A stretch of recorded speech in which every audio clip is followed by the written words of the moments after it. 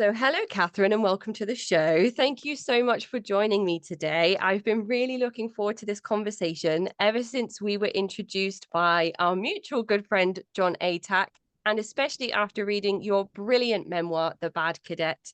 Would you like to start by introducing yourself to the listeners? Yes, I would love to. Thank you so much, Casey. I'm so excited to be here. I'm Catherine. I wrote a book called The Bad Cadet about growing up in the Church of Scientology Sea organization.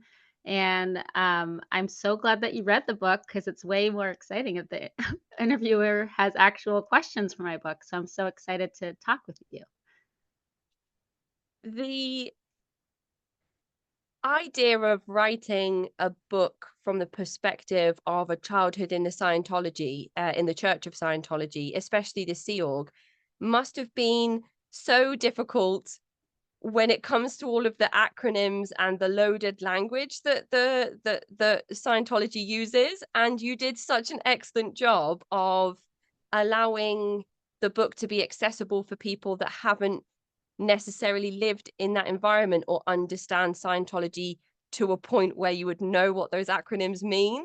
So I just wanted to first of all express my gratitude in making the book so reader friendly for people that know about Scientology, but not to that depth. You broke down every acronym, every training program, every piece of uniform, every weird term that Scientology has for so many different things. And it was a thoroughly enjoyable read from start to finish. And I'm really looking forward to breaking down all of the parts of the books that the book that stood out to me. But starting way back at the beginning, you've already mentioned that you grew up in the Sea Org. How was it that your parents were introduced to Scientology? So I asked my parents this after I had left the Sea Org and was no longer a Scientologist because I was curious myself. And it turns out my mother grew up in a Pentecostal household. Her dad was a Pentecostal reverend, so super strict household. She didn't have a lot of choices to make, was very restricted, and then managed to leave. She was born in Puerto Rico, but they emigrated to, or not emigrated because they're citizens, but they went to New York, and then she managed to get her master, like left her house by 18 and went to college, got her master's in teaching. And I'm like so impressed when she's telling me all this. And then she ran into a friend, old friend who had the book Dianetics. And she said she read the book, which I found interesting because I cannot read that book for the life of me. It's so dense. And she said it gave her freedom of thought. And she joined and she was so into it. And that's where she met my dad, who was her supervisor, which is the term for like kind of the guy who watches over while you're studying L. Ron Hubbard um, writings. And yeah, and so that's how she joined because she thought it was the freedom of thought. And I just find that so ironic. uh, It's really interesting to think about that with an understanding of cults, Pentecostalism, and Scientology. Dianetics on paper and not necessarily in practice in the environment of Scientology maybe presents itself as being freer than a Pentecostal environment. I don't know mhm. if that's true or if you have any insight into whether that is kind of along the right lines. I mean, I think that how Dianetics first is presented to anybody in and they kind of moved away from saying Dianetics and go to Scientology by the time it was the 80s and 90s, but it's always about know what you know. What's true for you is true for you. It's all about you. You're the individual. You can empower yourself. But then at the more deeper you get into Scientology, the more anytime you question anything, there's something wrong with you, not the writings of L. Ron Hubbard, but it's so subtle and so insidious that you don't realize it, and then you begin people who are in Scientology monitor their own self-thoughts, like their thoughts are monitored. If they think something negative, they think that they did something wrong because there's actual things like, "If you don't understand this, there's a word you don't understand." So it's like so everything comes back to you, and all of a sudden, you're not actually thinking for yourself, which is wild.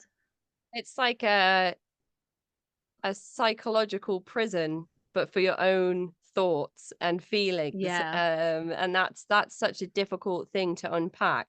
And I wonder how it was that your father was introduced to the group, the movement, the church, the cult. Right. I actually don't remember how my dad got in. And my dad and I, he is featured in my book, but very little because I didn't really have a relationship with him. He was just the guy who was my dad. But like I didn't really know him. And I think I don't know. I feel like I might have had that conversation. I don't even remember it, which is sad. But I don't and I feel like I had more conversations with my mother. So I don't know how he got in. And you are born into the Church of Scientology along with your siblings. Mhm. There's a rule in the Sea Org that you can't have children. So your parents were not in the Sea Org when this happened, or was this rule later introduced?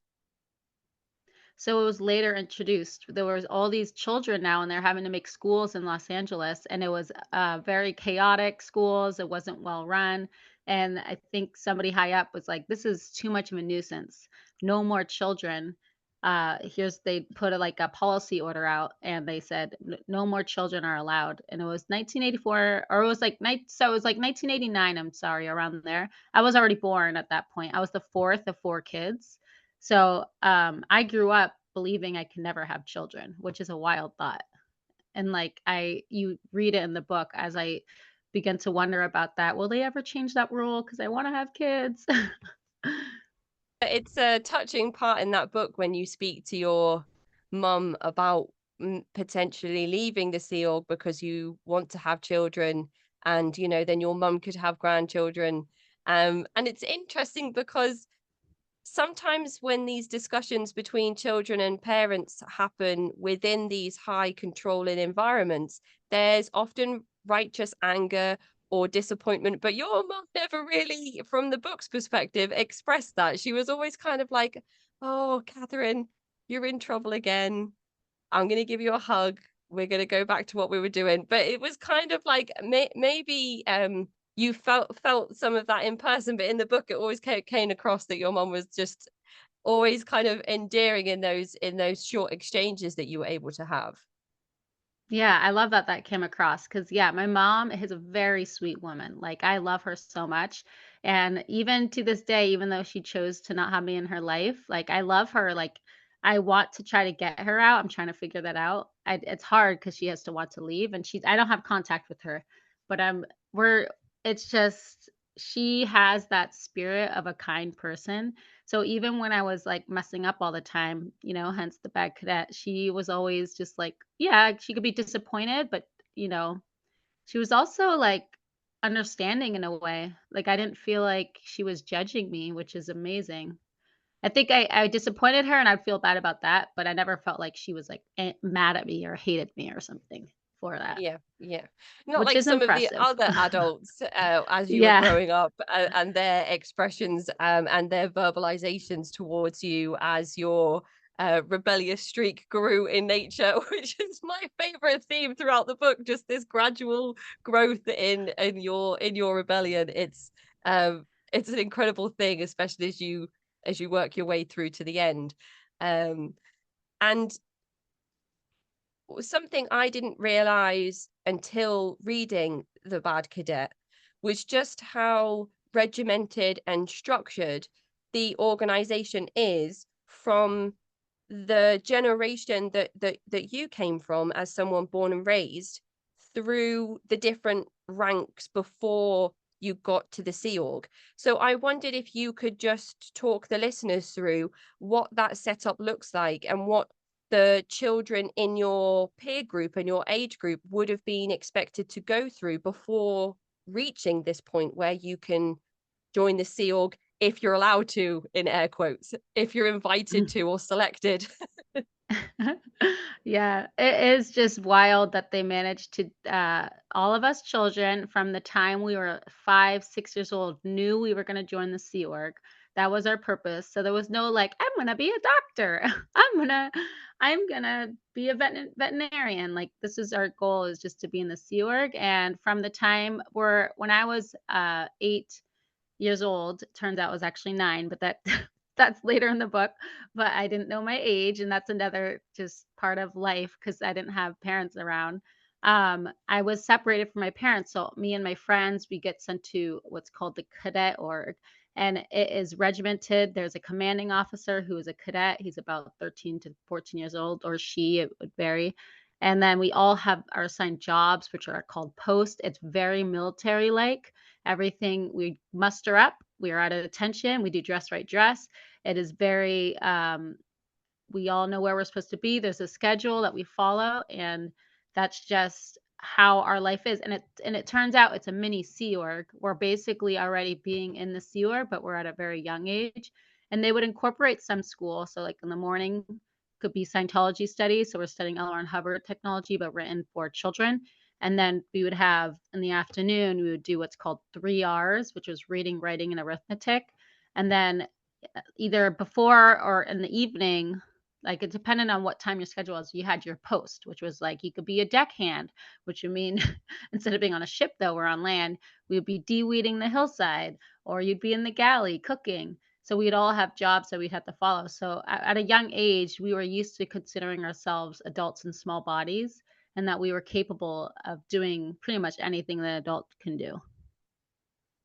So much of this comes across in an excellent way in the book and gives credence to a lot of themes that often come through in cult-like environments. The first one that really stood out to me was the situation where you are in a kitchen and you are doing adult-like jobs. There's a ton of manual labor in this book. Children just doing things that children shouldn't be doing in very dangerous situations, like cesspools and cesspits and all sorts of horrible things. But there's one instance where you seriously burn yourself, and there's a lot of talk on whether you're going to get medical attention or whether you're not going to get medical attention. There was a situation where you couldn't see properly for a really long time until people realized that you needed glasses. So there was kind of like a small theme of medical neglect that felt like it was present throughout your writing. And I just wondered if that was typical for Scientology, for children in Scientology to have uh, less access than someone like myself would have had with needing like the dentist, the opticians, a doctor, a specialist. Yeah, it is very normal for them to neglect medical needs, and it gets even worse when I'm in the Sea Org. It's not in my book, but there's a point where I maybe reference it in like a sentence or two, but like I have a ripped contact lens and I cannot get new contacts. I keep writing, it's called a CSW, but it's a request for new contacts. This is a basic need and it keeps getting disapproved because they don't have enough money, which is wild when you think about it, because the Church of Scientology has so much money, but every organization that I was in when I was in the Sea Org is always broke because they pay, it's like a pyramid scheme. They have to pay most of that money up lines to the international org.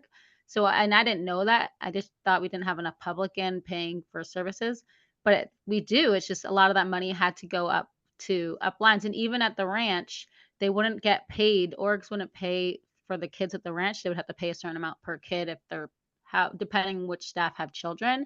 And they wouldn't pay, we had what was called a pay as well, but it was like kind of similar to an allowance. And we would have weeks where we wouldn't get paid because the orgs wouldn't pay, and our horses would be starving. So we'd have to like everybody donate money in this hat to try to get hay for the horses. So there was such neglect for the animals, for us, and like there's a point in the book where I don't have shoes. So all of these bare necessities were always on the back burner until it like became very obvious that someone needed something.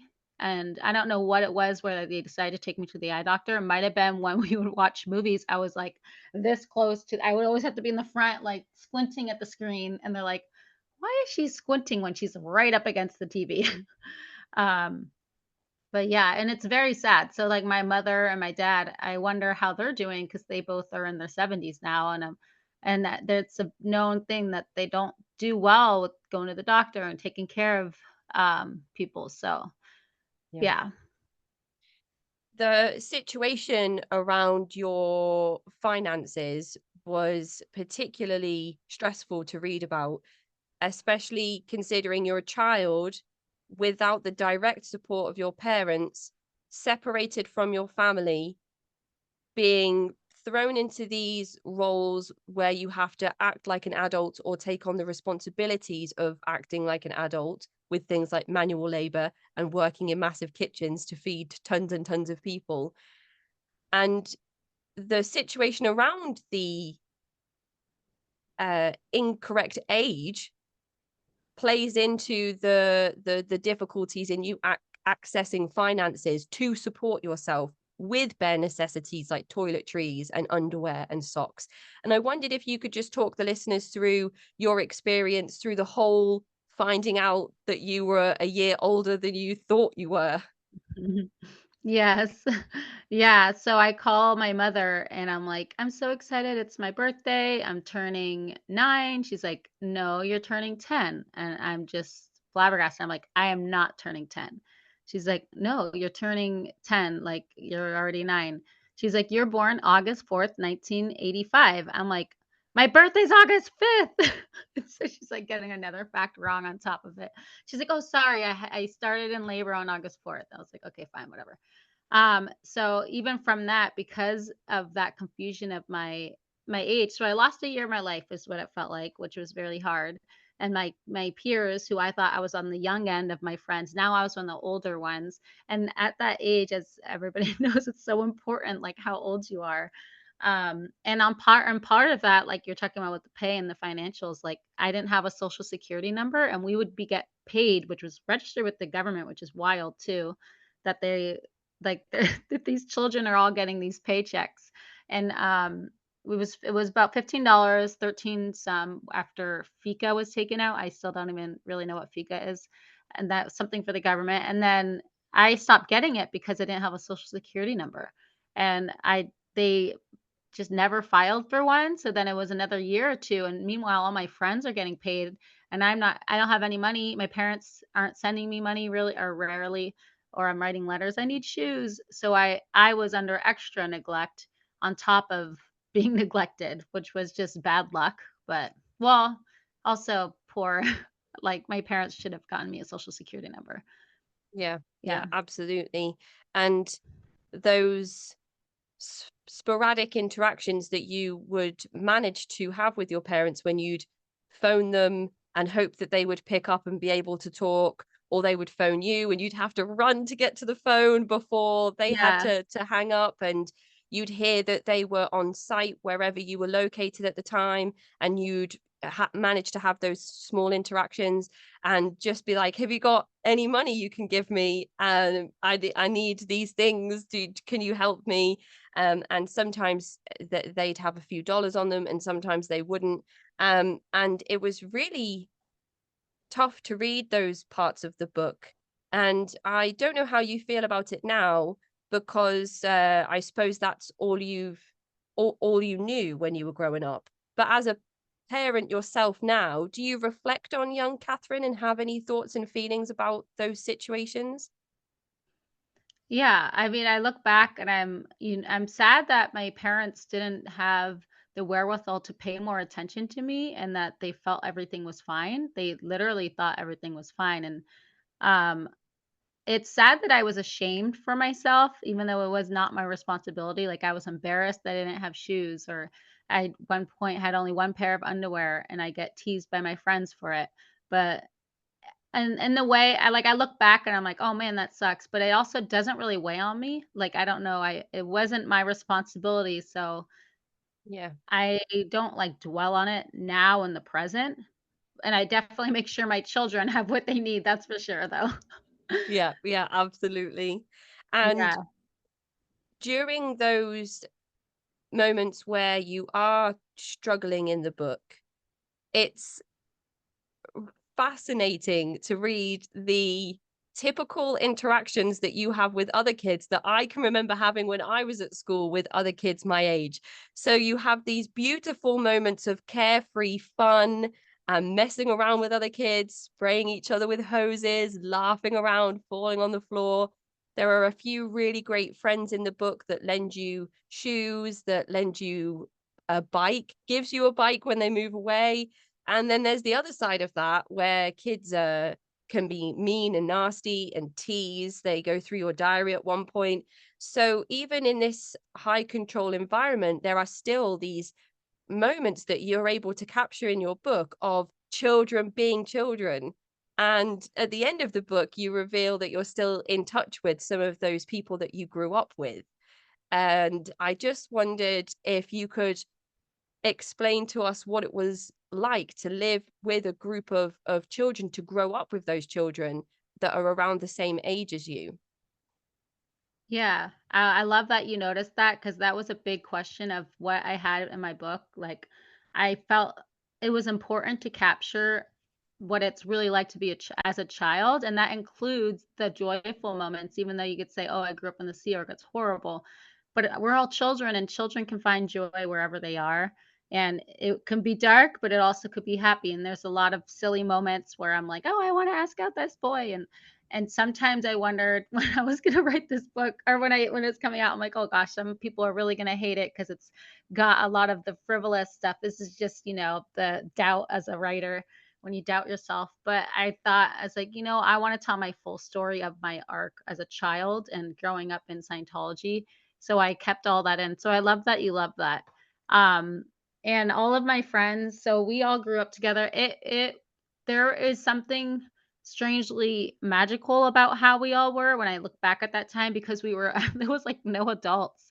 So we were in these dorms and it was children my age around within a year or two difference. So there's like a lot of hanging out and talking and chatting and like when it's PE time, we lay around in the dorm and look at magazines instead of exercising and like, sneak out back and go on the horses, go on horseback rides and there's a chapter that I cut out. I had to cut out a lot of stuff. So I did end up cutting some of the children's stuff, but once, me and my friends went bareback horseback riding and it's out DWP, which is Department of Water and Power, had property right behind our ranch up in the mountains.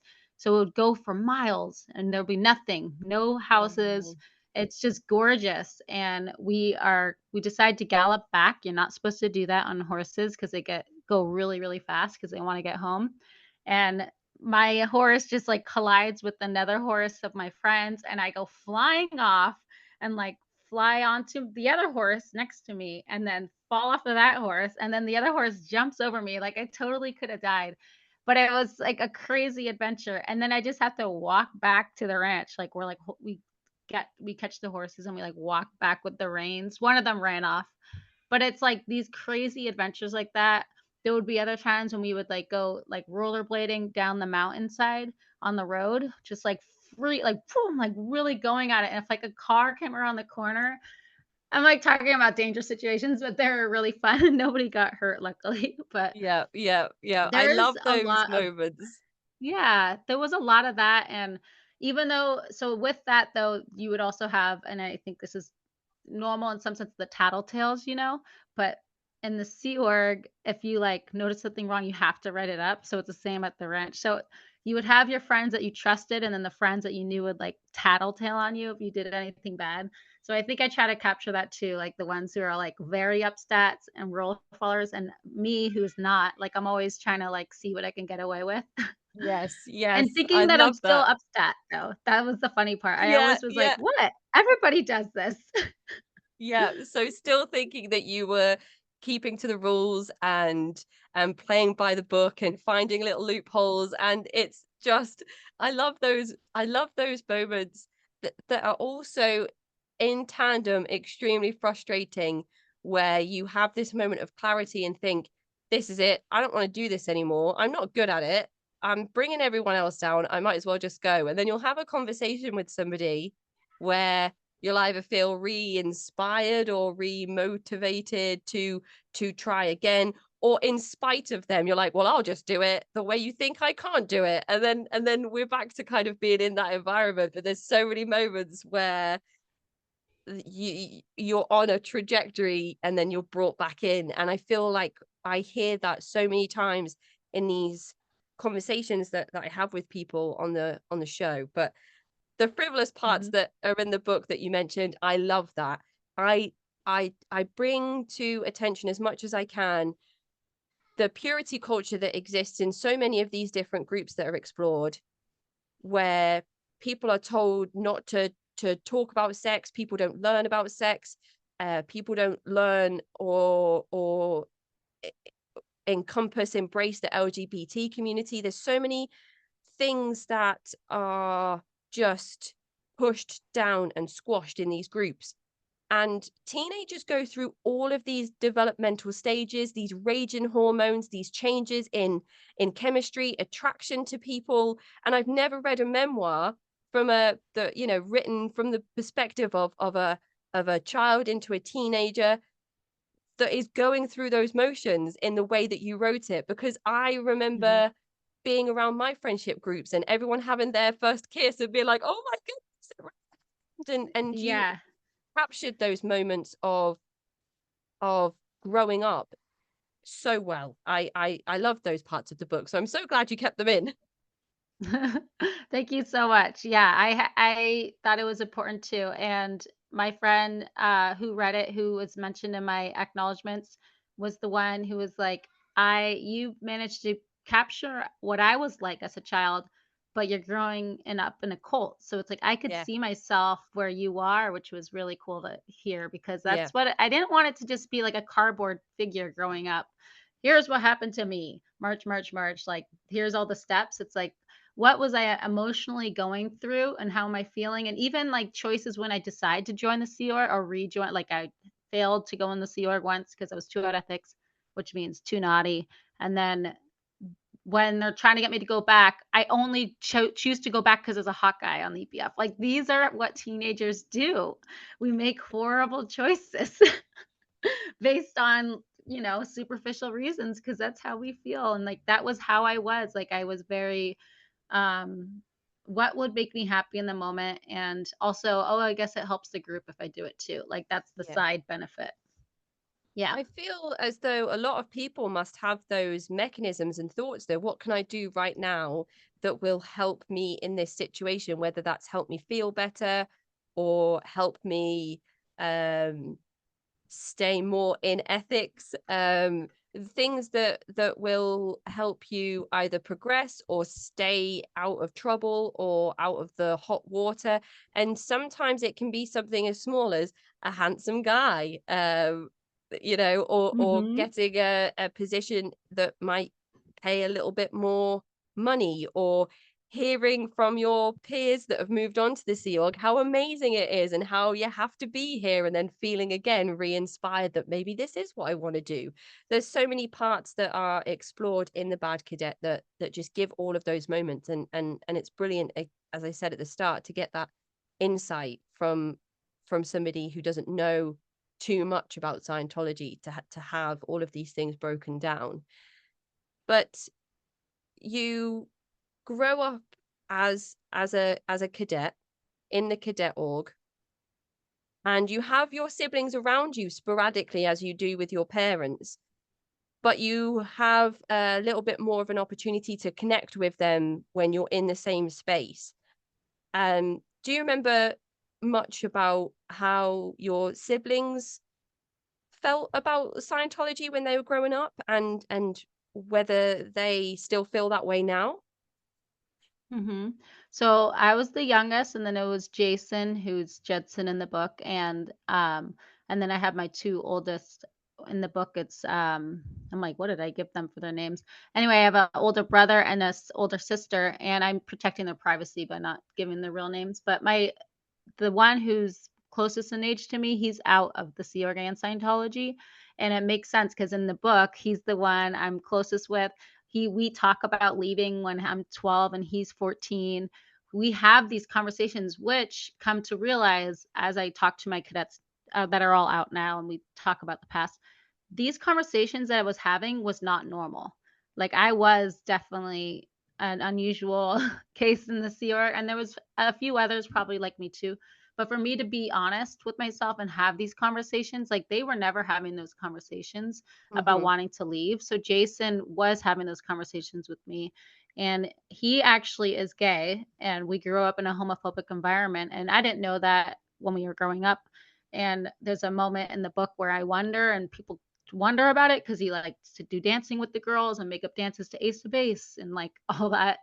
Um, but he's also really popular with the guys and he plays sports. So I was like, he can't be. It's because, stereotypes.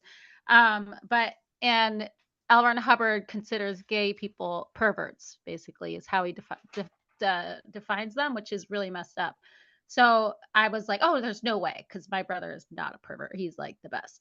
Um, so coming in the second book, I do have a second book that will be coming in a couple years called The Bad Scientologist. Thank you. And that will follow that journey of my brother as he comes out eventually. My reaction, which is not good, I will admit.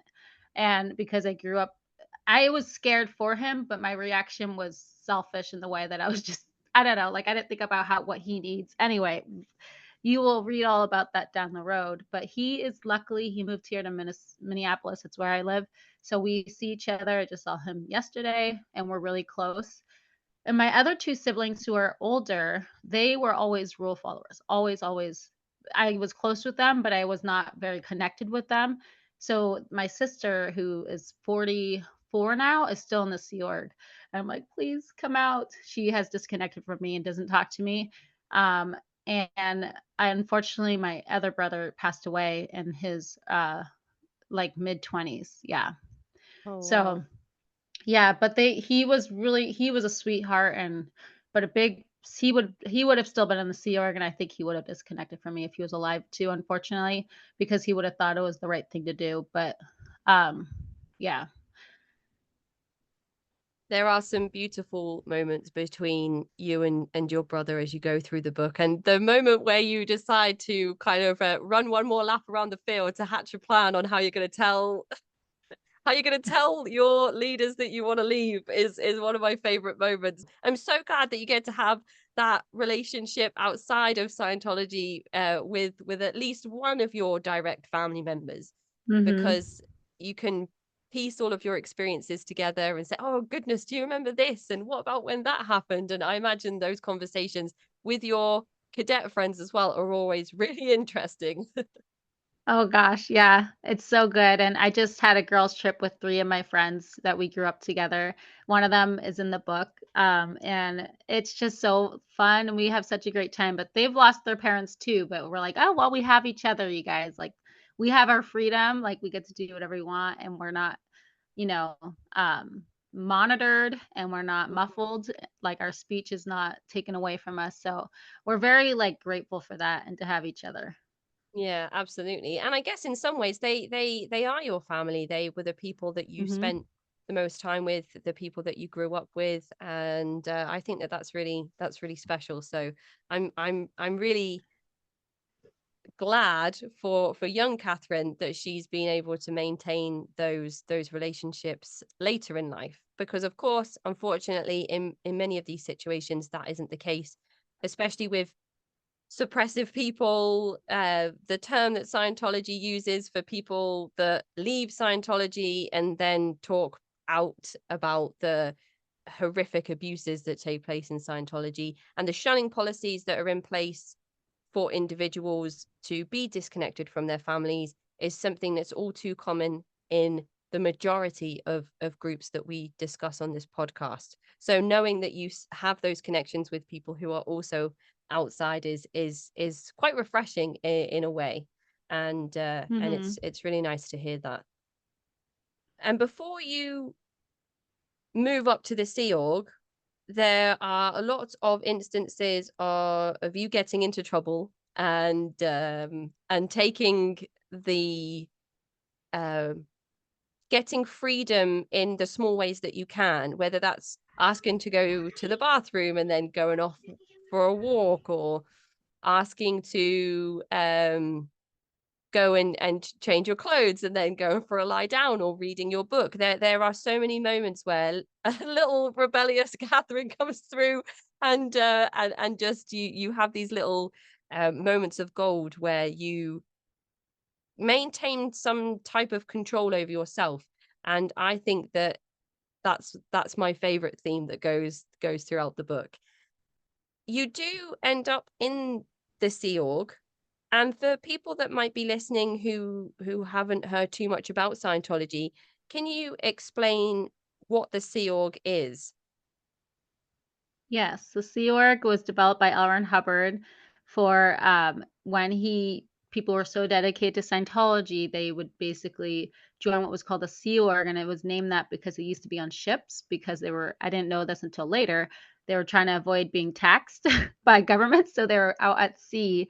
But eventually, they moved on to land base. And when you're a Sea Org member, you sign a billion-year contract dedicating your many lives. So they believe in reincarnation to the Church of Scientology, and basically you want to clear the planet is what they call it, and that just means getting everybody Scientology. It's like similar to like getting everybody to be a Christian or something, except where you dedicate everything, your time, you live there. They pay you a small amount of money. So when you're in the Sea Org, at the time when I was in the Sea Org, it was $50, which was 35 after taxes, and you worked all day and you worked or studied all day and night, and it was long days. It'd be 8 o'clock till like 10 p.m. where you're on the clock, like just doing stuff. Whether it's like, well, if you're a registrar, you're registering people on course, or you're a course supervisor or an auditor. Or for my first job, I was a rudiments registrar, which was ridiculous. I was only 15 years old, and I'm told to call people who no longer are in Scientology and try to get them back. And I'm just like getting sworn at. People are hanging up on me. And I'm like, what is this? I guess this is like what for people who are like Jehovah's Witness and they go door to door. And they're just people probably slam the door in their face. I'm like, this isn't the way to make me want to stay in the Sea Org. Like, oh, this is horrible. So that was my first job. But being in the Sea Org is something where you basically are dedicating yourself fully to something, and you're giving up your own personal, like, um, you just don't care. Like, you only care about the group, which is why the children fall to the wayside. Like, the group is always more important. Clearing the world is always more important. If you've had children in many lives, what does it matter if you aren't seeing your children in this life? Kind of like that's how you could see where they might have rationalized how little they saw me growing up, my parents. She's thinking that I'm in a safe environment with other children, and then we're all going to be in the Sea Org, also saving the world. So this is huge purpose that can make everything else seem not as important. Yep. Yeah. Yeah. And there's this really again fleeting moment where you're able to see your mum and she's taking care of other people's children, which is something that happened a lot in the Unification Church. Parents would be separated Mm. from their children and sent to another place to take care of other people's kids. And it's always interesting when that happens. There's not so much parentification where there's kids raising kids, because you're all just kind of raising yourselves without any siblings directly around you. And of course, this is most likely by design, this family separation. Mhm. Yeah, and I think it was just because they wanted the people who were in the Sea Org to not be distracted. And they used to do like Family Day when we were growing up, and that was like once a year where all the families got to do a picnic. And then there was Sunday mornings we would get to spend with their parents, and if they requested time off, maybe a Sunday whole day. And then it became more and more infrequent because they slowly, gradually take away everything. So at first it was like you would get picked up Saturday night and have a Saturday night and Sunday morning. Then all of a sudden it's like I'm sent to the ranch, and it's like, well, your family could take the bus up and see you every Saturday or every other Sunday. And then all of a sudden the bus stops coming. I don't know why. So now my parents don't even drive. They're from New York originally, so they don't have a way of coming up. So I just see them when I would be brought down for what they call missions, which is when we would do like backlog filing, or when they're building, there's a street called L. Ron Hubbard Way in Pack, and we helped lay those bricks. Little children, we were like 12, although we thought it was amazing and fun, and we got pizza. But it's like I don't know that this isn't like a normal like Christian outreach where you go out to like help something, but it's like we're doing this when we should be in school, like laying bricks and doing things like that. And it's just now when I think about it, it's funny. But yeah. How was it that you eventually found yourself in the Sea Org? So they would try to say like, here's a cadet lineup. This is what you need to do. These are the steps to join the Sea Org. But then suddenly they just say, oh, actually, you could just do your what they call their A, B, and C certs, which is like equivalent. I thought it was equivalent to like an adult education, even though it was like sixth grade math and then eighth grade vocabulary and being able to write an essay in like 5 minutes, 800 words in 5 minutes or something like that in cursive. Really such like low standards. And then once I did that, they're just like, okay, you're going to join the Sea Org, just like that. And I'm just like, oh, okay. And then I was like, well, I'm the first of all my friends. So that's cool except for my one of my friends had gone ahead, but I'll be like right after her. So that was that. Like I'm gonna go be an adult now and no longer go to school and work in the Sea Org. And that was my there's no graduation. Let's just say that. Just go pack your bags and get in the car. We're going down to pack. Yes, there's Yeah. so much of that. Go pack your bags, the bus is leaving in 10 minutes. And it's like, okay, all my friends are here, all of my things are here. And then you're kind of like, okay, see you in a bit, people. And that's it. Until you go back to the ranch, of course, and backwards and forwards, Yeah. which was another interesting part of the writing for me as well. You mentioned at the beginning that the Cadet Org is very similar to the Sea Org. You're almost being kind of, I wouldn't say indoctrinated, but prepared or groomed to successfully adapt to the Sea Org environment. Was it a drastic change for you going to the Sea Org? Were you then matched in dorms with older people? What would you say was really similar and really different? It was very similar in the sense that it was too similar. I was like, "Oh no. Like this is like more of the cadet org but more serious." Like we don't even get to go on field trips because at least they would take us on field trips if we got our stats up. They would take us to the beach. We would go camping. Like they would try here and there to give us these child experiences. Once you were in the Sea Org, that was done, and I was only 14 years old. And it's like you're just now the hours are even longer. There's no hour PE. We loved our hour PE time. Even if we didn't take it, we would like go read in our magazines. But sometimes, like I told you, we would go rollerblading down the mountain or go on our horses and go horseback riding or just go biking around the ranch, go for a hike. To have that hour taken away is huge. Now I just had these 30-minute meal times, 7:30 a.m lunchtime and dinner time and then 15-minute breaks like an adult, but except for it goes all the way till 10 p.m. And that was very boring and horrible was basically Yes, how I especially took when the you're Sea Org to be. 14. You're 14 Yeah, years old and thinking, okay, so this is me then for the rest of my life on this rota, on this schedule with these meal times and these breaks, not exactly. really And you being look paid a ahead. full-time wage. And you're like, what am I gonna do? Is this And I it? could see the people. I would see these old people who've been doing it already for 20 years. And I'm like, oh my gosh, like that future does not look good to me. And my highlight of my day would always be meal times because me and my friends would be all loud and playing, junking around. And then it's the same cadets, who are now all in the Sea Org. Or at nighttime at 10 p.m., where me and my friend Miriam are like going for a walk and, getting picked up by the police because we didn't realize there's a curfew. Things like that. But it's like they were so small and short, and I'm just so grateful that my young self was like looked for joy, and it wasn't in the Sea Org, and I could see it, and I was just like, I need to get out of here. Hmm. So There were parts in the book where you're kind of um you understood that it wasn't a place that you wanted to stay, but there were a number of things that happened that would bring you back in or change your perspective for a short amount of time, and then something would happen again where you'd be like, oh no, this really is going to be me for the rest of my life.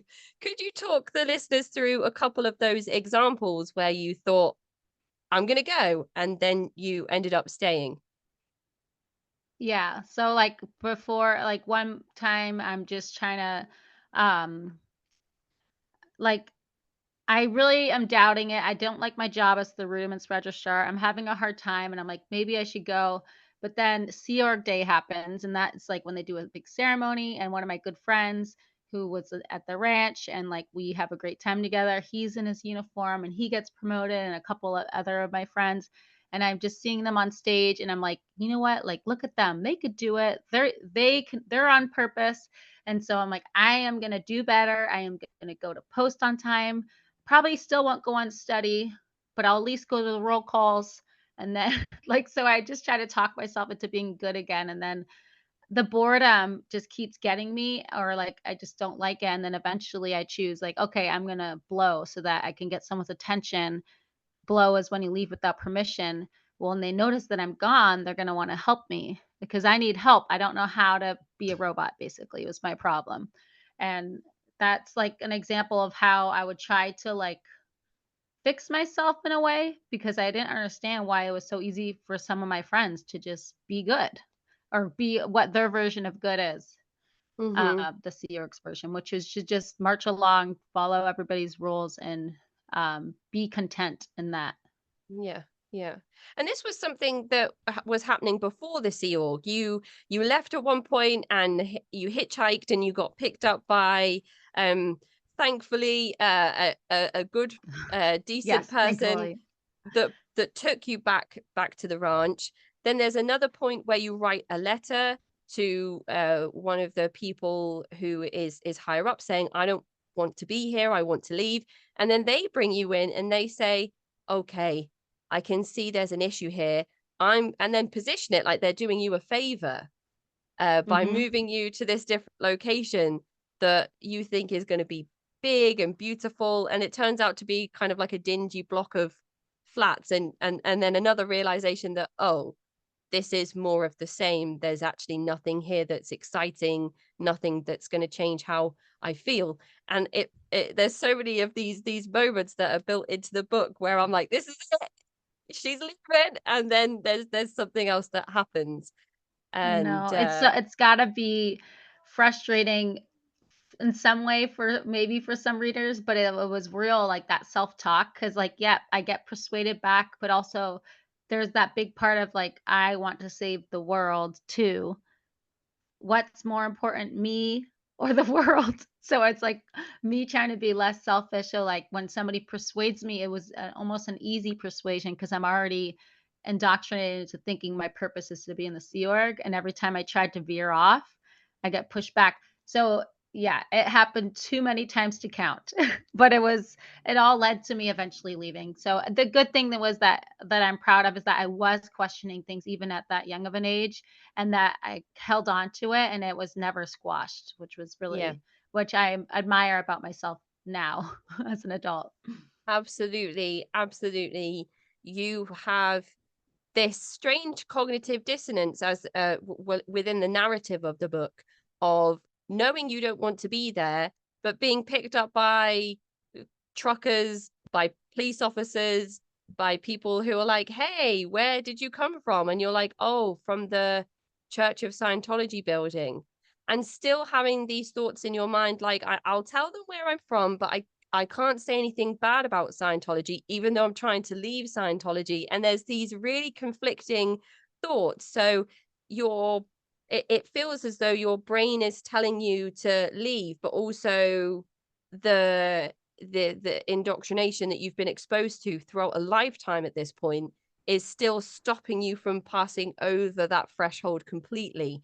And it's again such an insight into the mind of a person that is born and raised in one of these environments, as opposed to somebody that joins later in life or as an adult, which of course is likely to be a very different insight and perspective. And this is so important. It's the first account that I've read of anybody really growing up in the Cadet Org. I had an interview with a very brave woman who came forward to talk to me about joining the Sea Org at a very, very young age after her mother signed over guardianship to somebody that this person had never met and never saw again, and was just Hmm. left in the Sea Org. And that was shocking to me. I didn't realize at that point that there was a whole demographic of Scientologists that were born into the church, that were raised in the pre-Sea Org to join the Sea Org. So this is a really really important book in terms of highlighting what is outrageous and wrong about the Church of Scientology. When was it that you actually left? How, when, and why did you escape the Church of Scientology? So as like not separate from the Sea Org, right? How did I Yes. leave actual Scientology? Oh, well, Right. I suppose So the Sea Org is the step before. So yes, yeah. how, when, and why did you leave the Sea Org? Exactly. So the Sea Org, I finally I kept wanting to leave and then I would stay, kept wanting to leave, and then I decided it was like, okay, I can't keep doing this anymore. I just want to go. So then I went on the decks with my best friend, Miriam was on it, and another good friend of mine who was on the EPF with me, who we're still friends with to this day, who also left. And so finally, it's like when you say you want to leave, by the way, you can't just leave.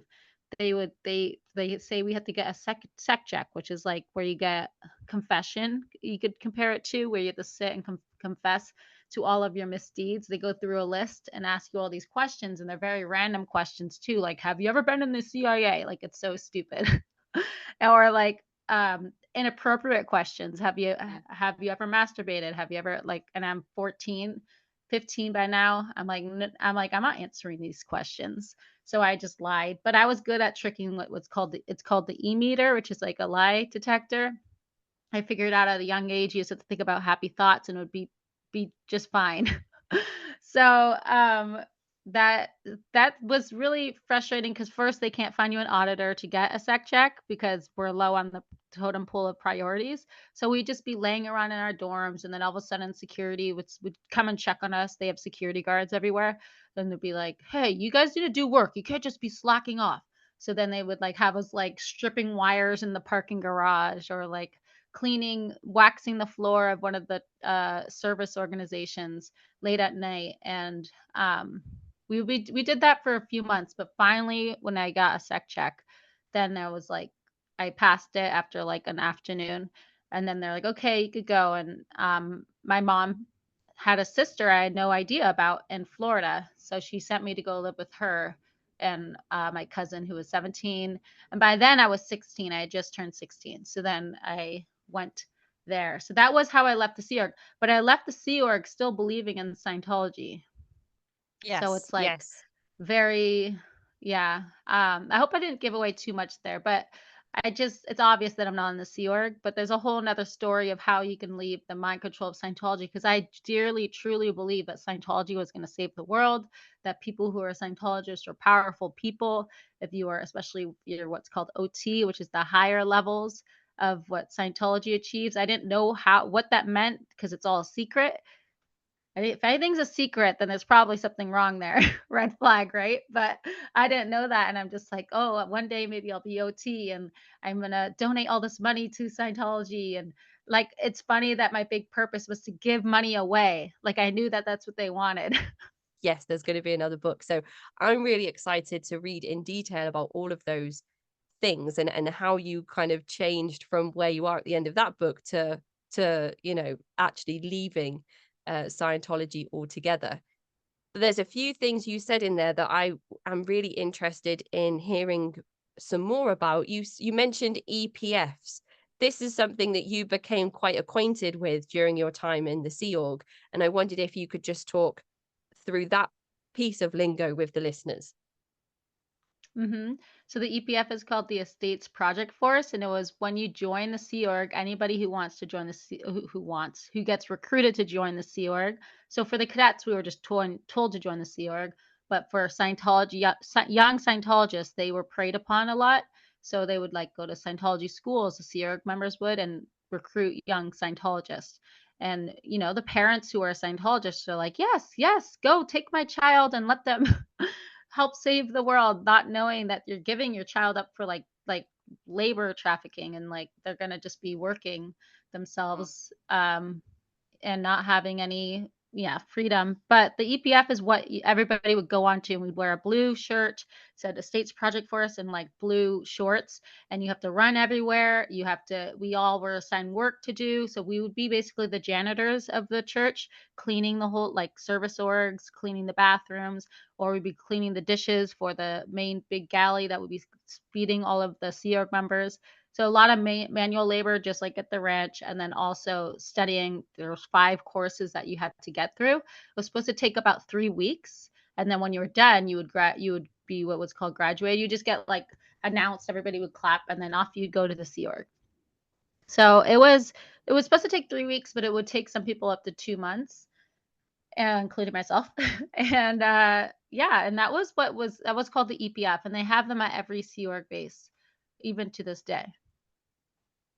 This particular program felt like one of those that was exploited by people in positions of power that wanted to exert that power to show their dominance, or for some other reason, almost like a punishment or moving the goalposts. So if you did things that people weren't happy with, they would tell you that you weren't ready to finish the EPF, or that you needed to go back and do some of it again. And it must have been incredibly frustrating as a young person to be given these instructions and then to have things change, and to kind of have this. It's kind of like the Sea Org's like a big prize, like a dangling carrot, which turns out to be not great anyway. But Hmm. how was it as a young person, having things changed for you, or rules changed, or people telling you, oh, actually you're not going to the Sea Org because you've, took an extra lunch break, or went for, the toilet and didn't come back to your manual labor job? Yeah, it was like very frustrating because I definitely felt like things were very arbitrary there. And even though they have so many roles, everything's written out, but it also could just be like, okay, you all are going on the EPF, or okay, you're in the Sea Org and you're not doing well, you just go back on the EPF. Like, and it always felt like I began to realize like none of this even really makes sense. Like, you don't even know what to do with me. You're just shuffling me around. And what is the point of me even being here? I'm not even doing anything productive. By the time I'm thinking of leaving, I'm at this point, my job is a CF clerk, or my post. So I'm just filing letters that people write into the church, or the church writes out. And it's like such a menial task, and it's so boring. And I'm just like, this is all pointless, is basically where I'm at. And anytime I would try to, would doubt something too, they'd just be like, maybe you need to go on the EPF. Um, so it's, yeah, I mean, that was pretty much not, it wasn't something that I enjoyed about being in the Sea Org. Was It felt very random, all, and like how I was treated. Even the punishments could be random. So it was Yeah. very strange. It brings into perspective a really important point, though. You're a child that's born and raised in the Church of Scientology, and you are expected to join the Sea Org, and your parents are part of the Church of Scientology. So it's almost like they can't just kick you out. I don't know if you know if there are any rules within Scientology of why they kept you there for so long, when you caused, in your rebellious nature, you caused some of the more determined, or the more serious members of the Cadet Org and the Sea Org some issues, because they didn't know what to do. Is it because they couldn't, you didn't have a place to go if they were to say you're no good here and you should leave? Yeah, I think that was a big thing. Like, so all of us cadets, whenever we started to want to leave, so it was me, my friend Miriam, and then Leslie is the name in the book, who I'm still friends with today. We all of our parents are in the Sea Org. Where are they going to put us? And so I think that was a big part of it. And there was a few other boys who were cadets, who were also on what was called the decks. I think they didn't know what to do. So I think they tried to wear us down to get us to stay. And then once that wasn't going to happen, then they began to realize. So then they actually began to just send us all away. They're like, as long as they're not in Los Angeles influencing the other cadets who are in the Sea Org, let's just get him like out. So I was sent to Florida. My friend Leslie was sent to Nashville to live with some random Scientologist family. So that was what was happening too, is like we would get sent to other Scientologist families. A lot of cadets were then sent to Austin because as after I left, it was like a became like a creek or like a flood. It wasn't a flood though, because like a lot half of the cadets I would say stayed. I feel like a lot have actually left now, but they all began to leave and we were all sent somewhere else and then we all came back to LA and that will be in the second book. Like That's what are we all like amazing. when we're like out in LA, 17 years old, 18 years old and yes, discovering the world. Was sent to here to the UK, and she was Yes. excited to maintain her participation in the seal, which is something that younger Catherine was worried about because you knew that you didn't want to stay.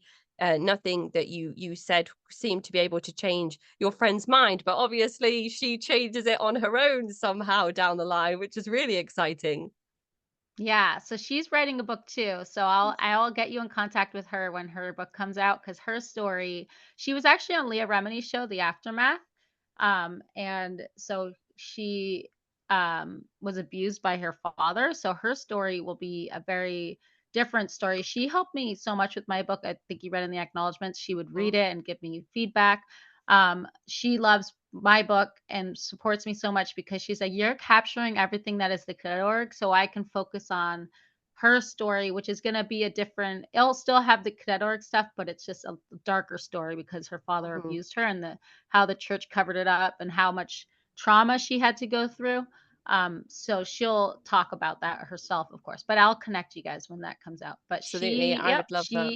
she will talk about what happened with that, like where she decided to go to England of all places, because I can't get into her mind because we can't have those type of conversations in the Sea Org. You can't say why are you staying in the Sea Org when it's like she's actually technically making the right choice. So I couldn't ask her and be like, "Don't go, don't stay in the Sea Org." I just had to wish her well, you know.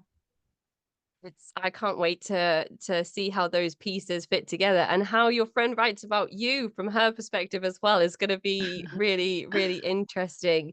And I'm so glad again that you two are able to have the friendship that you have now outside of that environment.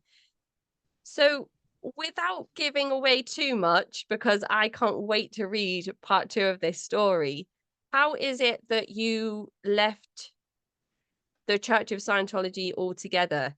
And you now do have children and a family, and those things that you Mhm. couldn't have had if you stayed in the Sea Org, you've been able to have in a very different setting, I imagine, to what you would have had if you left the Sea Org but stayed in Scientology. Mhm. Yeah, the journey of how I left Scientology took a few years. At first, I was very dedicated, although I did not go on course. So it's very similar to like when I'm growing in the Sea Org and the Cadet Org, I would never really go on study. I would read books, just not about Scientology, just regular fiction books. So when I'm meeting people, and you'll get to follow my journey in my second book of like what it's like partying with all the young Scientologists in LA, and then I'm working at Delphi Academy, which is like a school that uses Scientology study methods. And my brother, I mentioned, who passed away, he actually gets sick. So this is where things start to crack because they decide to blame me, what they call the why of there's something called being a suppressive person and a PTS person. PTS is called the potential trouble source. So they're saying my brother was PTS to me because I had left the Wow. Sea Org. I was probably a bad influence. My brother did not say this. Somebody else said it, which is also, if you're going to be like, you have to follow L. Ron Hubbard, like technology correctly, that's not correct. Like the person has to name it themselves anyway. So somebody wrote a report saying they thought because my brother was getting sick a lot they knew he saw me on Sunday mornings because I would drive over there and pick up my family and we'd go have brunch on Sunday mornings, that I was an influence on him. And then the same thing also with my dad. He was making mistakes on post, and somehow I was influencing that because I have voodoo powers or something. But it was very upsetting to me. And when I was told that news by she's actually the woman in the book, the ethics officer, she's the one who calls me in and she delivers this news and gives me a non-interpolation order, which means I am under an order not to interpolate my family or make them upset. Otherwise, I can be declared as suppressive and lose them forever. And this is all completely out of the blue. So that was devastating. And when that happened, I was dating my current husband now, but he was just my boyfriend. And he had, and this is for anybody who has somebody in a cult, something to think about, is he just asked me what was wrong. He's like, "You're normally so happy. Something seems off." And I just turned 21. I hadn't heard from my family. So it bothered me a bit that they didn't even call to say happy birthday. And he was like, "Hey, just so you know, I'm never going to become a Scientologist. Like, it's not against you. It's just I am like I grew up Christian or Catholic or whatever. Anyway, and he's like, I'm Christian. It's not for me. So you don't have to worry about that." Because somehow he knew that I had that, like we were talking about, that cognitive dissonance where you don't want to talk negative about Scientology. I didn't want to stop him from ever going up the bridge or finding his own freedom. So I couldn't ever confide in him this horrific thing that that Scientology was doing to me right now, which was taking my family and saying I was the reason why my brother was sick. So then I was able to talk to him about it, and that really helped to hear myself say it out loud. But even then, I justified it just saying, like, this woman, Bertha, is just a bad person. Like, she's like a bad seed. It's not the church. But then I brought my husband to the Basics event, and it's like when they just had a new release of this new material, they're always having new releases and everybody has to buy it. And I'm just looking at it through his eyes and I was like, what? I just, it really started to open my eyes. And then so then you can, in the book, you would see me follow this journey of like the crack has been like, there's a big crack now in my belief system of Scientology. And then what do I do and how do I follow that out and no longer become a Scientologist? And then get to the point now where I'm actually public and speaking out, which is a really scary thing to do because Scientology also will attack people and go after people who speak out on Scientology. But to get from where I was when I left the Sea Org and still happily believing Scientology to where I am now would be in my second book. But I think it's important for me to explain the horrific part of what even drove me to this point is like these things that Scientology can do. And this book was never written as an attack piece. It's just written to show truly what it's like, but they will take this book as an attack book, even though it's not. Like, I think you could say too, right? Like I try to capture everything and it's the reader draws their own conclusion and the conclusion is what it is because it's just facts. It's just how it was. And on top of that, my parents disconnected from me anyways. They did come back in contact with me before my brother died, and I was able to be with my brother while he was ailing. He got a bone marrow transplant that unfortunately his body rejected, and then he passed. And then down 5 or 6 years down the line, after I've gotten married and I have kids, and my parents would come visit in Minnesota, but at this point. But then Miriam was on Leah Remini's show, The Aftermath, and because she's my best friend, they disconnected from me. So I hadn't even written the book, nothing. I had not spoken publicly about Scientology, and yet they did it again where they disconnected from me. And this time it's been 6 years. So that was like, I'm going to write this book because I've been thinking about it. I had written it all down like in my early 20s. I want to tell this story of the ranch and what happened to all of us cadets. And I thought I could tell that story. And it's just funny because the Sea Org or Scientology literally shot themselves in the foot by taking away my family because they had that power over me where I was remaining silent because they had my parents and I had that connection, and then they took that connection away and I was like, okay, well, now this story will be out there. Yeah. And here I am now speaking out on your podcast. I've been on what's called SPTV, other podcasts and interviews, and I'm like, oh my gosh, who would have thought? I never thought I would be doing this. I don't know. It kind of makes sense when again, it's like that rebellion coming through. The spark that you've always had to stand up for yourself as well as a young person that had nobody else to stand up for you in rooms where you're surrounded by adults who all have these significant roles wherever you're placed, telling you need to be a certain way and do a certain thing and stop behaving in a certain way, and you just basically say F you. And I just like That courage that you had as a young person is so inspiring, and protected you so many times, I imagine, in your journey throughout these various places that you lived when you were a part of Scientology, and the various parts of Scientology. But you mentioned that your husband, before you got married, he was your boyfriend who wasn't in Scientology, so he would be known as a WOG. Is that the right term? Yeah. Yeah, it's perfect. I Uh, am also a WOG, and I yes. wear that badge proudly. A WOG is a Mhm. person that's like a worldly person, somebody in the world that's just going about their life without the, air quotes, gift of Scientology. Yeah, and it turns out because when I talked to John Atack, he said that it's like a derogative term in the 70s or 60s or whatever that was, that he picked that word, which is super disgusting. Mhm. That's what he used to describe people who aren't Scientologists. But yeah, so when I met Ryan, okay, like it's just so funny because he was like, "Oh yeah, I went to high school. Yeah, I was on the football team. Yeah, I was on the prom court." I was like, "Who is this guy?" Like it was totally like what I pictured. Um, like a typical life, and his parents, are middle class, and like we go and visit them in Minnesota, and it's like, "Oh my gosh, I'm in Pleasantville." So to me, it was funny. Like all these things about him felt like what I envisioned, you Yeah, know, uh my boyfriend would be. But I was like, "But too bad you're a wog." yeah, So, yeah. like, That's I'm not so gonna marry funny. you. When And you would then talk obviously about the person that you wanted to go to a typical high school and have typical high Mhm. school experiences and meet a boy who's on the football team, and it's so funny then that you meet this person who's basically like a cardboard clown of all of those things you daydreamed about as a young person. That's so funny. It really is. It's like I wrote him into existence in my journals or something.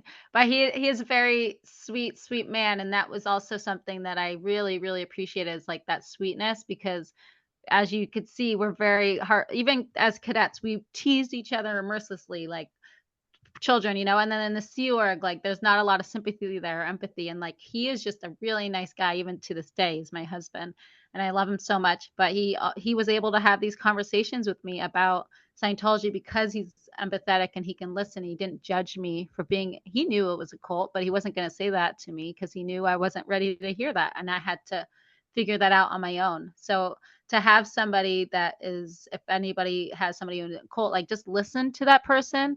Maybe you can ask questions, but never do it in an attacking manner, because their walls will go up. And so the Ryan was able to do that, and eventually, after a couple of years, as I was coming out of Scientology, then it was like, oh, like, then we got engaged like 6 years down the road, and then married, and then had kids, and I'm like, wow, living the fairy tale. If you were to have recruited your husband into Scientology, what would your wedding have looked like from that perspective? Did you ever go to a like a Scientology wedding and get a feel of Mhm. what that might have looked like? Oh yeah. Yeah, they have like the guy wears a robe, and then he has a huge Scientology cross, because a Scientology cross looks like a regular cross, and then an extra X over it. So the eight dynamics is because the eight dynamics is something they believe in. It's like where they compartmentalize life. So they would have that big cross, and then they would have L. Ron Hubbard's ministry book that he wrote, and then they would say like, picture these rings. Everybody draw an A or C triangle in those rings, which is affinity, reality, and communication. So it's just the lingo of Scientology, all in the same thing of like matching each other up to get married. And it's like everybody postulate that they will do well. Um, that's like, I'm trying to, like, there would just be a lot of Scientology lingo, but it would be the same thing of like walking down the aisle and you'd have people standing there. So I was in a couple Scientology weddings when I was still Scientologist. So glad that I never had the conviction in Scientology to try to convince Ryan. And I honestly never ever even occurred to me to try to recruit him in. And then when all that stuff was happening with my brother, and then he was with me by my side when my brother slowly, he did die a year or two into our relationship. But to have Ryan was like amazing. but it never occurred to me to recruit him, and I think that was because I never really, even though I was a Scientologist, what did I have that had helped me with? Nothing really. Yeah. So I Yeah. think that I never, if he wanted to join on his own, great, but it wasn't something that I ever tried to do myself. Mhm. Yeah. I wonder if in your subconscious, or maybe even had this a thought, you didn't want to be associated with the moral injury of recruiting somebody into Scientology as well, knowing that you would have been responsible for whatever that person goes on to do, however much money they spend, however many courses they go on, whether they then decide that they want to give their life to clearing the planet and join the Sea Org. Was that ever a thought that occurred to you? It's definitely possible. I think I never truly fully believed in Scientology, so I never ever tried to recruit people or like I was just never gung ho about it. And I'm like, thank goodness, because yeah, that would be horrible if I had recruited somebody into it and they were still in it to this day and they disconnected from me because now I'm evil. I definitely think there was some part of me that never fully, and that is what helped me leave. Like me and like Miriam eventually left too, but it took her another couple of years. And then like me and Leslie is a year or two older than me. So I was one of the young, really young to have left when I left the Sea Org, and like everybody else started to filter out later. Some of them were like in their early 20s when they left the Sea Org. So then they still have to work through that. And then it's like, and then some of my cadet friends are still Scientologists, or they're not Scientologists, but they can't say anything because they don't want to lose their family, which is Mhm. so sad. So like they just, once my book came out, unfriend, block on me, on social media. And it's just, and I know why they do it. And I'm like, it's just sad. And some of them I wrote messages with like, hey, you're in my book, just so you know, like under pseudonym. I hope you'll give it a read. And no response. But I'm like, maybe they will. Who knows? Give them the I option. wonder I wonder if your parents will ever come across a copy of the book, or whether they know that it exists. And if they Yeah. did, would they try and read it without anybody finding out? It's an interesting thought. Is it something that you've paid any mind to? Yeah, I finally managed to call my mom, 6 months, like, so I hadn't talked to her in 6 years, but somebody saw my interview with Aaron Smith Levin on his channel, and they reached out to him through Nora, and Nora Ames, or she also texted me too through Aaron. Anyway, so I was able to talk to her, and I did tell her about my book. So it's there. She knows about it. I told her it's called The Bad Cadet. She kind of had a little mini heart attack there, but on the phone. Um, so the phone call was really sweet, and she was like, "Oh, how are you guys? How are the kids?" It's so sad that she acted like it was not a big deal that she hadn't talked Mhm. to us in 5 years. And then I was like, "Hey, let's get together. Like, why have we not seen you guys?" And she was like, "Well, are you still connected to Miriam?" And I'm just like, "Oh my gosh." I'm like, "It doesn't matter if I am. Like, we could still be together as a family. We could believe in different things. Like, people do that all the time. They believe in different politics. Like, let's agree to just put that aside and be together as a family." And she's like, "Well, I have to check with my ethics officer," is what Oh. she said. So when she said that, I was like, okay, then if she does that, then they're gonna tell them about my book. I'd rather she hear it from me. So I told her about my book, and she was like, you had a little like mini, and I was like, Mom, are you okay? She's like, yes. And she's like, is it attacking Scientology? And of course, that's her first question. And I'm like, instead of being like, you wrote a book, Oh, that's congratulations. amazing. A Yeah. whole manuscript, a whole book that's in print, that's published, that is such a nice book to hold. When you sent me a copy, I was like, yes, this is a good one. When you hold a book in your hands and you're like, yep, it's good. It feels great. Oh my gosh, the feeling when I wrote it, when I got it, I was like, "It's a real book." Like, it's like, and it's funny because you don't know how thick or thin it'll be till it's printed. I was like, "Oh my gosh, it's the perfect size." I was so Yeah, proud. yeah. Yes, the amount of pride. So you would think that my mom would have that, but no. I mean, I knew she wouldn't, but you would hope that she would. But she was just like, "Is it attacking Scientology?" I said, "No." I'm like, "It's called the Bad Cadet because you know how I was such a bad cadet." And she kind of chuckled. And then I was like, "But listen, like, I'm here. Like, I love you. We should try to get together." And she's like, "Okay, I love you too." And then the next day, the phone was disconnected. So I haven't heard from her since. But I'm like, I'm trying to think of, I don't know. I would like them to come out. I think so. There was when my mom and my dad and my sister decided to not speak with me, and also by association, my brother, who didn't do anything, and it's not his best friend that was on Leah Remini's show.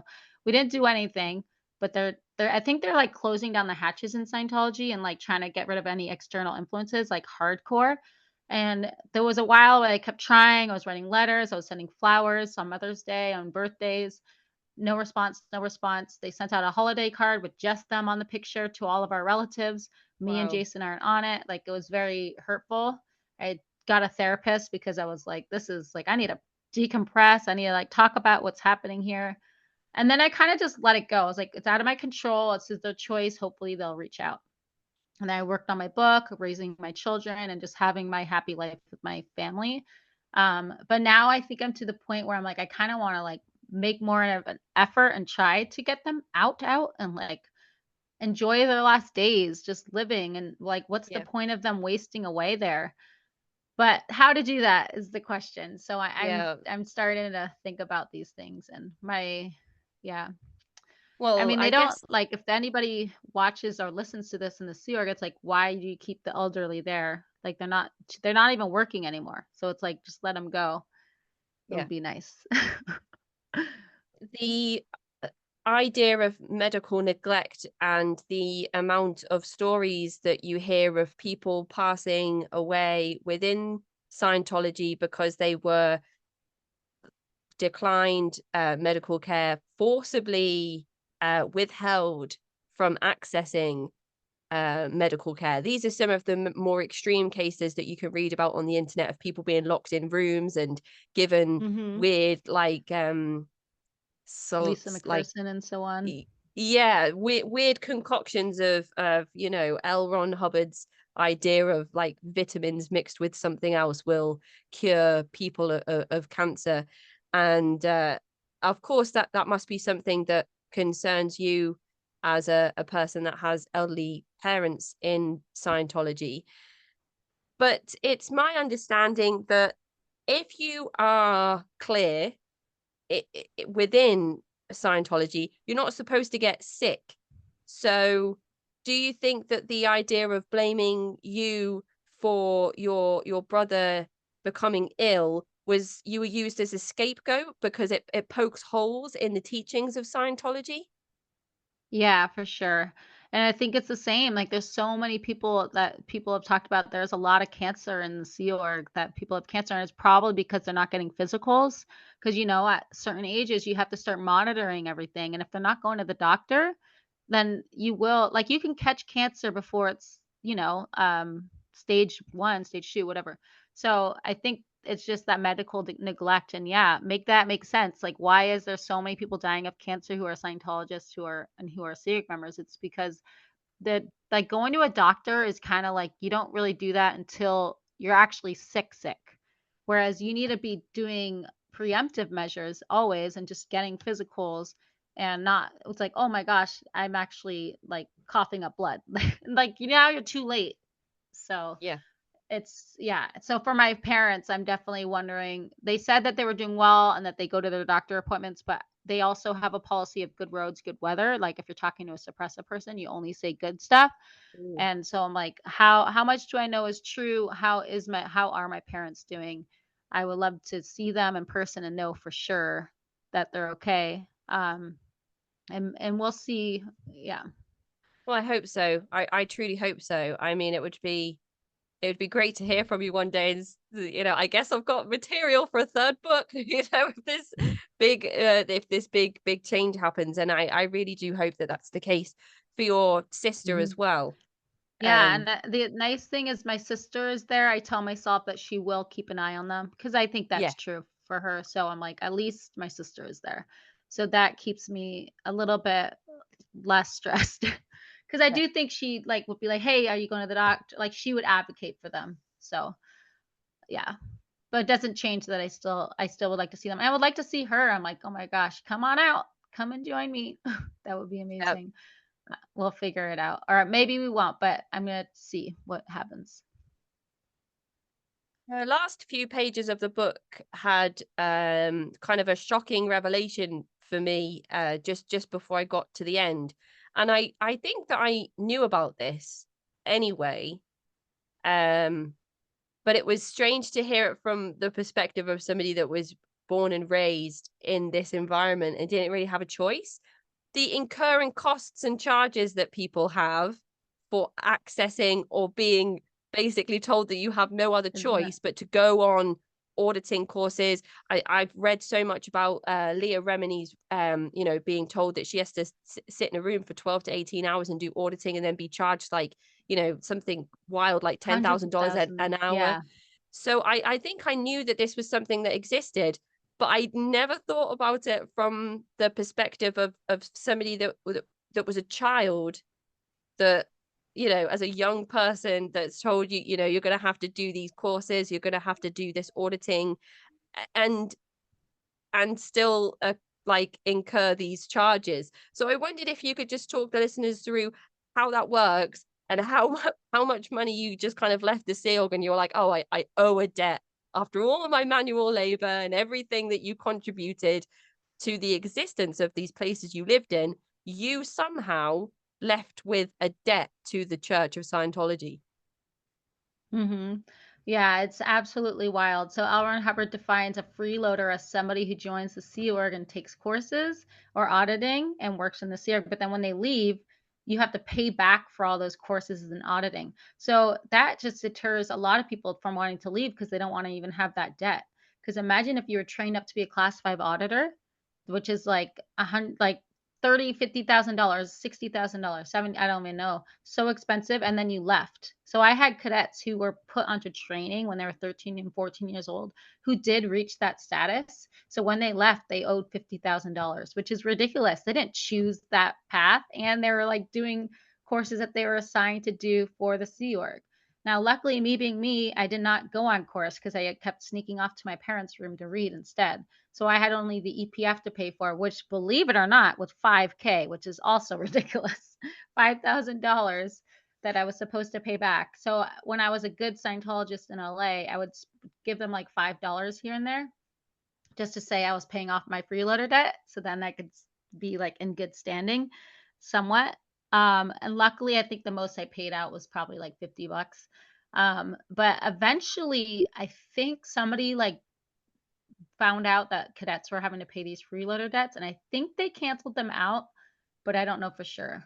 But still, regardless, some of my friends did pay them off. Like we're all like barely surviving in LA, and they're giving all their money over to the church for courses that they were forced to do, or not forced, but we were like told we had to do because that's all Mm-hmm. we knew, and that's what we were assigned.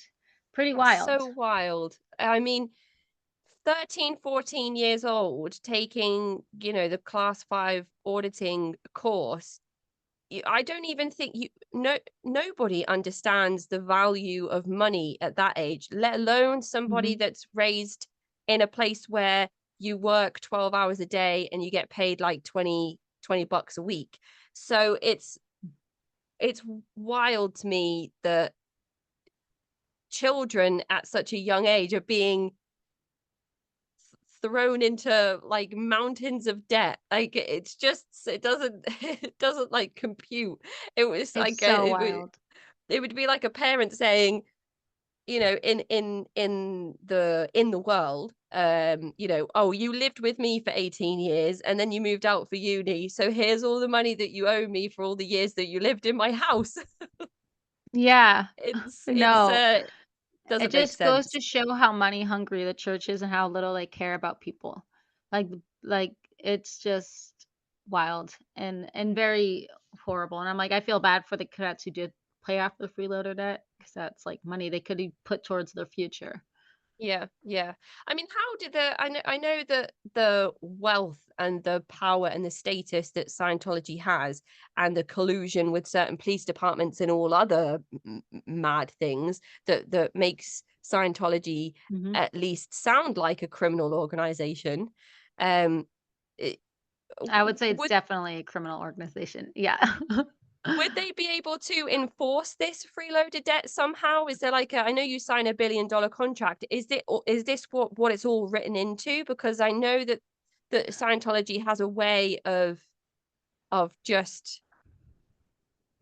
kind of bulldozing people with lawsuits and all sorts of other things to force people's hands, really. No, luckily, I don't think they try to sue and do that. I think what you just have the external pressure of people like, have you paid off your freeloader debt? Are you back on course? So if you're somebody whose whole family and friends are all Scientologists, you have that pressure of like wanting to be with the group. And eventually, if you're not gonna do it, like they could declare you and you'd like lose your family and friends. Um, so I think that's like where they take it's just more of the like external pressure on the person wanting to be in good standing. So then they pay it off and then they want to go on course and pay for that. And then they're taking out credit cards to pay for courses. It's horrible. Yeah. And I'm sure people have taken out credit cards actually to pay off their freeloader debt. I bet, Mm. and then they have a debt with like 20% interest or An actual 28%, debt, whatever. like a real debt that has Yeah, and that one they would consequences. get, yes. I mean, They of would be course, very liable for it. I don't mean like there aren't consequences of everything you've just explained there. The kind No, of I understand. the pressure cooker of everything, but repossession of your house and your possessions and your Mhm. property, and then being blacklisted and not being able to access any more credit, which could mean not paying for childcare or hospital fees and all sorts of other types of consequences in comparison to a freeloader debt. Just to clarify for anybody listening that Mhm. that would pick up on that.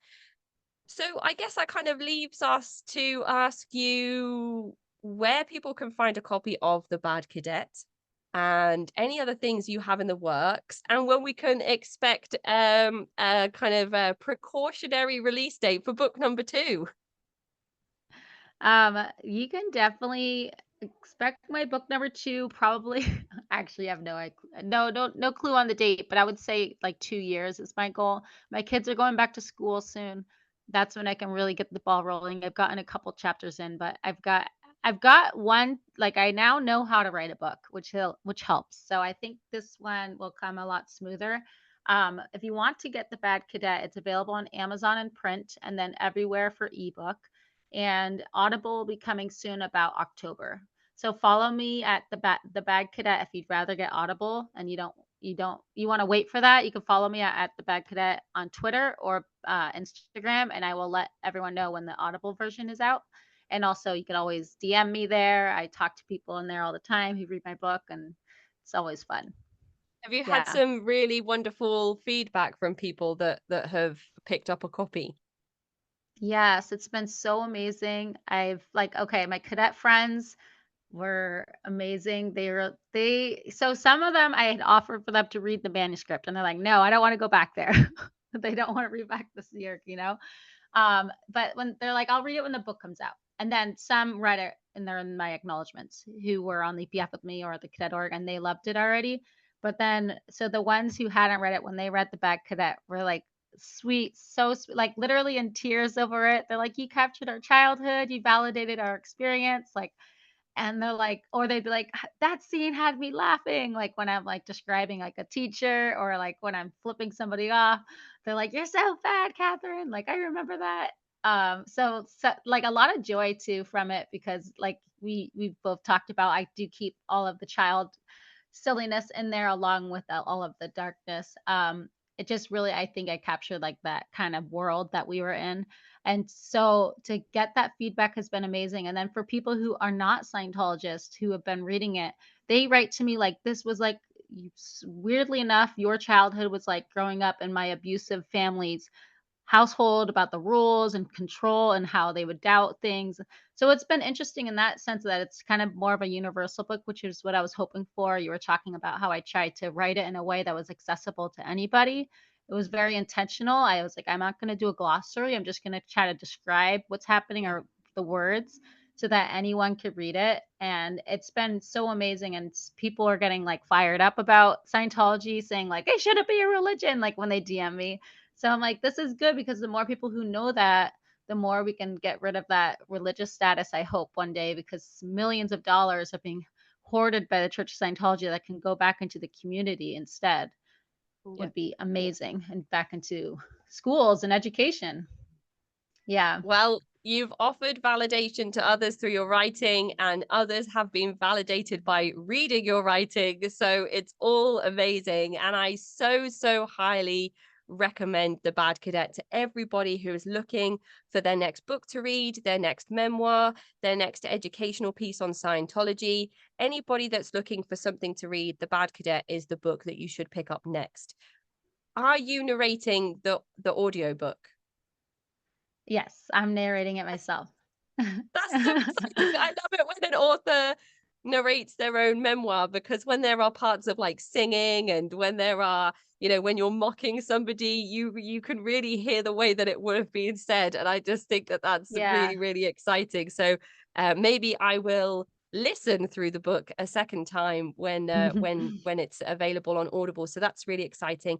And by the time that this episode is released, perhaps we will have access to that, or I can direct people in the episode description where they can pick up physical copies, where they can pick up ebooks, and where they can expect to find the audiobook when it is released. So thank you so much, Katherine. Thank you for sending me copies of your book. Thank you for sitting down to write your experiences, to offer more education and insight to people like myself, to others that grew up in the Cadet Org, to Scientologists who might be questioning whether they want to stay or not, and what could be out there for them if they did leave, and all of the difficult decisions that people have to weigh up when working out what they're going to do. It's such an incredibly written book. I really loved everything that you were able to capture, and all the nuances and details that you went into, and just